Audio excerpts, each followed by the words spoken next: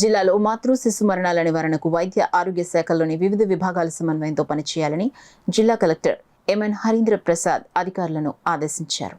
కాకినాడ కలెక్టరేట్లో జిల్లా కలెక్టర్ హరీంద్ర ప్రసాద్, జిల్లా వైద్య ఆరోగ్య శాఖ అధికారి డాక్టర్ జె నరసింహనాయక్, వివిధ విభాగాల కార్యక్రమ నిర్వహణ అధికారులు కాకినాడ ప్రభుత్వ సామాన్య ఆసుపత్రి వైద్య నిపుణులతో కలిసి జిల్లా స్థాయి మాతృ శిశు మరణాల సమీక్షా సమావేశాన్ని నిర్వహించారు.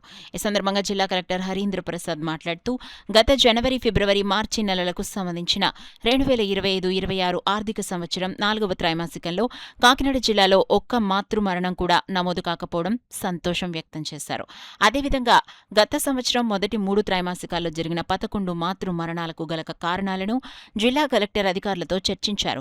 భవిష్యత్తులో ఇలాంటి మరణాలు సంభవించకుండా గర్భధారణ సమయం నుంచే గర్భిణీలకు, వారి కుటుంబ సభ్యులకు ప్రమాద లక్షణాలు, కాన్పు ప్రణాళిక, ఉన్నత ఆసుపత్రులకు తరలించే విధానం మరియు సుఖప్రసవంపై విస్తృతంగా అవగాహన కల్పించాలని సూచించారు.